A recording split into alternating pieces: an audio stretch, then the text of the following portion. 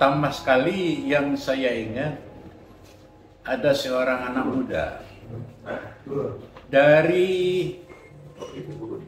wajahnya itu saya membaca ada sesuatu potensi yang terkandung di dalam dirinya.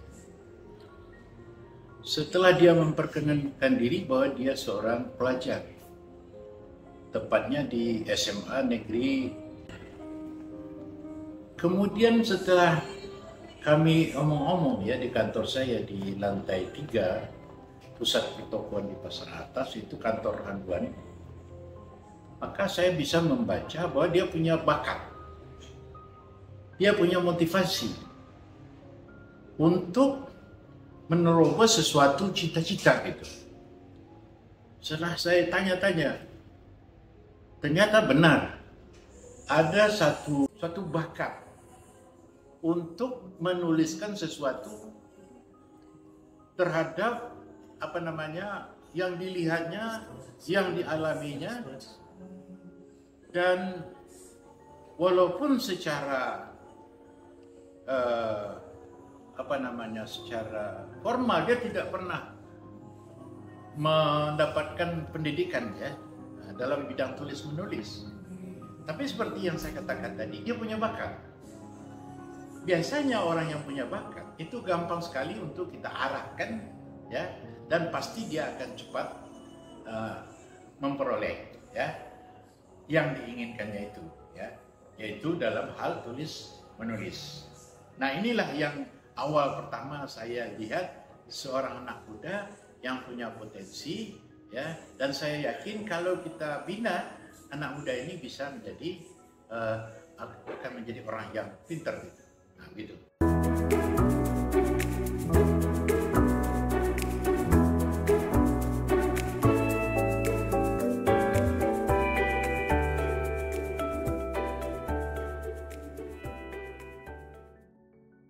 Ya, memang itu berlebihan juga ya kan. Tetapi mungkin saya salah satu lah. Artinya sebagai katakanlah istilahnya mentor ya Pak Al Busra ini. Karena bakatnya itu saya lihat atau kompetensinya itu terlihat. Yaitu dari cara-cara dia menyampaikan pendapat kepada saya. Kan kita melihat seseorang itu dari cara-cara dia mengungkapkan isi perasaannya itu ya, keinginannya itu akan dapat saya baca bahwa dia punya motivasi yang tinggi, terutama dalam hal menulis.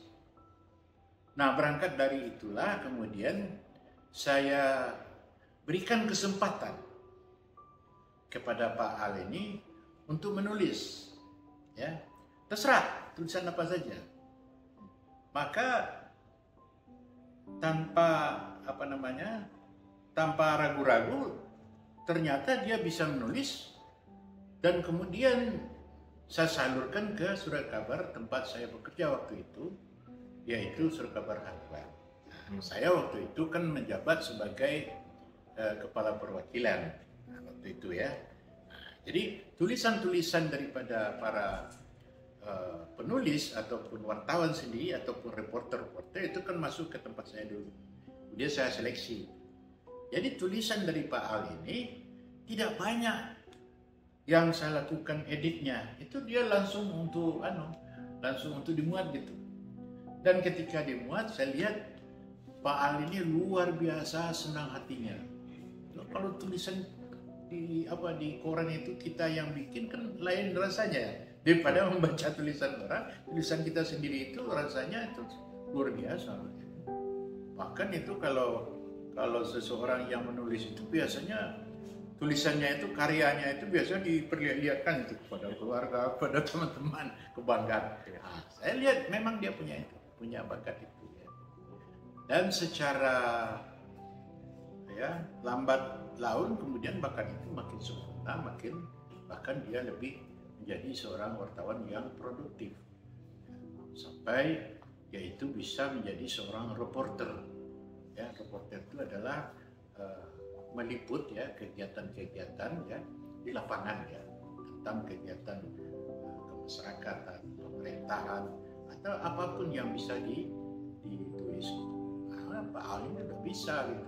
Selain juga dia bisa membuat cerita bersambung dengan foto itu. Jadi di foto dia menjadi sebuah cerita, ya kan? Itu tiap hari gimana? Tiap hari keluar di surat kabar gitu, ya kan? Itu ditunggu orang itu cerita bersambung itu, bergambar itu. Nah itu, ya kan? Nah ini membuat dia menjadi makin matang gitu.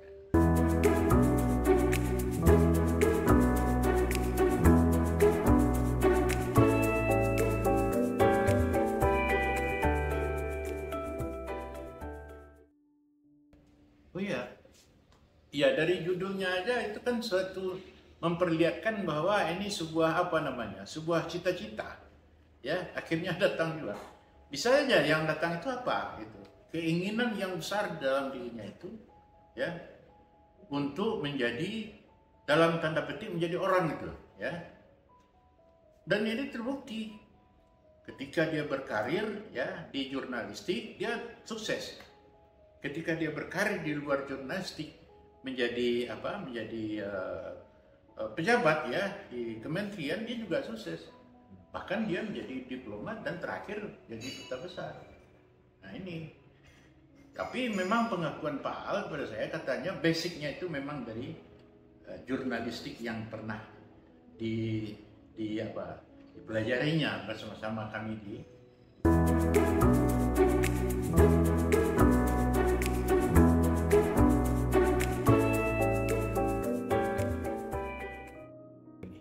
Yang menarik itu adalah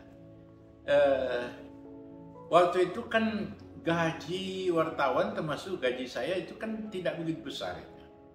Sedangkan keinginan kita ingin ya menjelajahi negeri-negeri itu di luar daerah Sumatera Barat. Dan ada aspek jurnalisnya itu ya, reportase tentang sesuatu. Kita ingin gitu. Mungkin kita di Bukit Tinggi kita maunya ke Riau gitu, ya. Nah waktu itu di Riau sekarang kan Kepri itu di dekat Batam itu ada satu pulau namanya Pulau Galang. Nah di Pulau Galang itu tempat berkumpulnya ya dan ditempatkan oleh pemerintah sebagai pusat penampungan dari orang-orang Vietnam. Vietnam kan waktu itu sudah perang ya perang. Jadi ada yang takut itu lari kan. Maka Indonesia ya membantu dengan menyiapkan sebuah pulau itu. Nah itu kalau diliput itu pasti hal menarik gitu ya. Dan itu dibaca oleh Pak Al Busra. Dia bilang sama saya, dia bilang dengan saya itu kan bukan bapak tapi udah gitu. Saya panggil dia itu langsung aja namanya. Udah, saya mau pergi ke Riau. Ngapain ke sana? Itu ke Galang. Wah, jauh itu Galang. Saya aja belum pernah ke sana. Enggak, saya mau ber3 bulan. Kamu punya duit enggak? Enggak, ya dengan apa pergi? Nah, itulah ada mesin ketik ya. Waktu itu komputer tidak ada. Maka dia pergi ke tempat pegadaian. Mesin ketik itu digadaikannya. Lupa saya sekitar 30.000 atau berapa, tapi cukup untuk ongkos ya untuk pergi ke Pekanbaru, kemudian nyebrang ya dengan kapal ke Batam dan sampai di Pulau Galang. Nah, tetapi masalah muncul lagi. Masalahnya itu adalah di sini gitu. Ayah daripada Pak Al ini itu cemas. Cemasnya begini, saya mau cari si Al, mana dia? Saya bilang dia pergi ke Riau. Saya bilang, ngapain ke duit tidak ada segala tidak ada gitu kan? Tidak tahu lah, tapi yang jelas dia punya duit. Saya bilang, cukup enggak? Lebih dari cukup, saya bilang gitu aja. Nah, tapi waktu itu beliau nampak risau ya. Apalagi perjalanan waktu itu zaman itu ke Batam itu jauh sekali. Kayak kita pergi ke Papua itu. Sekarang kan sudah bisa banyak penerbangan semua kan. Kapal pun sudah, kapal cepat pun ada. Waktu itu kan Entah naik kapal nelayan, entah naik apa, dia bisa sampai ke Pulau Galang. Nah, jadi dia punya motivasi yang sangat tinggi. Itu yang saya pujikan gitu ya. Semangatnya tinggi di tengah keterbatasan kemampuan keuangan. Untuk dia maju. Semangat.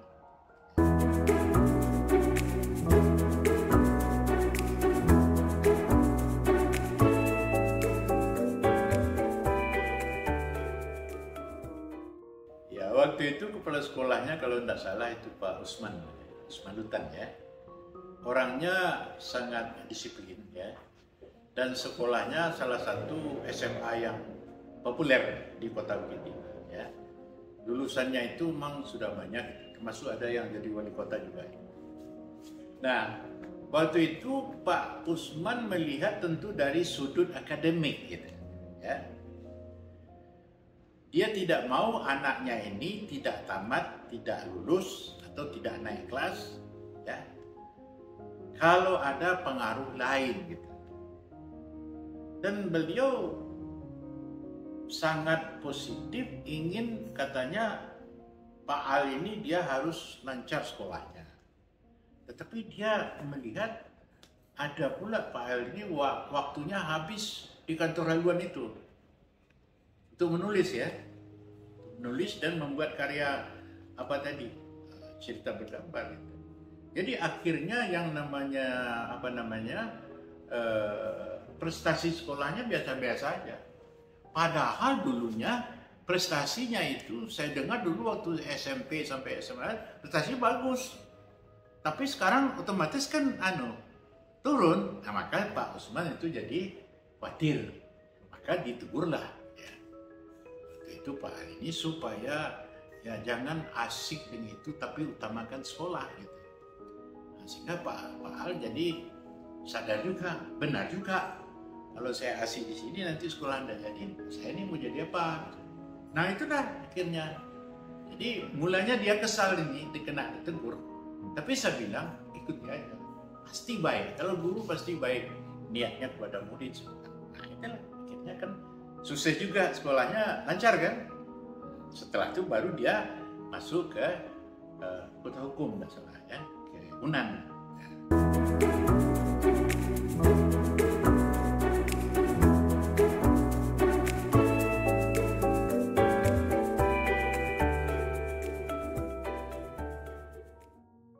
Pertama saya sangat bangga ya, satu-satunya katakanlah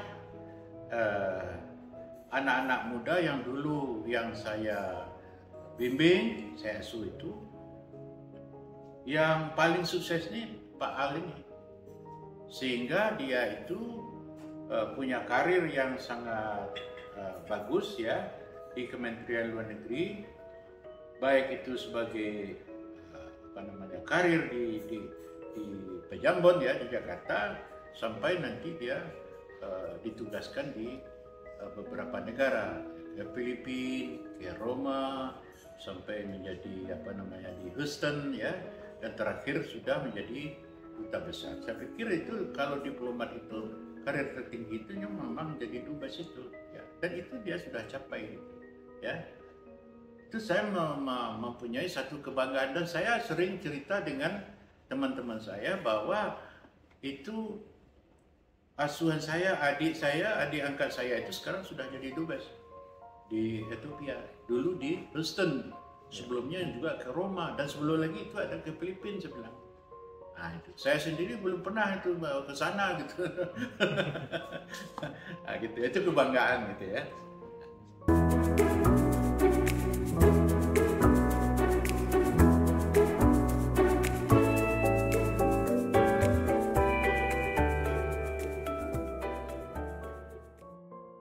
Ya, jadi saya menginginkan apabila nanti Pak Al ini sudah selesai menyelesaikan tugasnya sebagai duta besar, ya, tentu bagaimanapun nanti masa dia pensiun jadi dubes itu akan datang juga ya, lambat atau cepat ya. Kita harapkan nanti kembalilah Pak Al ini ke habitat awal tadi. Artinya dia menjadi seorang jurnalis yang bisa melahirkan karya, tapi dalam bentuk yang baru, bukan seperti dulu. Ya, ada bentuk baru, misalnya sekarang dia pergi ke daerah-daerah, kemudian di sana dia itu berbagi pengalaman dengan penduduk, ya, dengan pelajar, dengan pemuda, dengan pejabat-pejabat pemerintahan di sana, ya. Nah, itu ilmunya itu dibaginya supaya ada motivasi kepada si pemuda-pemuda atau pelajar-pelajar di daerah yang dikunjungi. Itu yang pertama. Yang kedua, pengalaman yang dia lihat, yang dialami itu dijadikan suatu satu dokumen, ya. Dokumen itu kan bisa jadi buku atau menjadi dibuat YouTube. Itu akan ada banyak gunanya, ya kan? Nah, orang nanti akan melihat bahwa apa yang diperbuat oleh Pak Al ini tidak hanya itu berguna bagi bangsa kita, ya, Indonesia terutama, dan internasional juga, ya. So, YouTube itu kan bisa dilihat seluruh dunia, ya, bisa. Mungkin ada versi Indonesia, versi bahasa Inggris, gitu kan, lebih akan banyak manfaatnya, ya. Saya pikir itu pesan saya, ya. Jadi jangan pensiun terus pulang kampung atau menetap saja di rumah Jakarta, jangan. Tapi harus ada karya terus-menerus, ya, seperti yang saya minta tadi. Itulah kira-kira.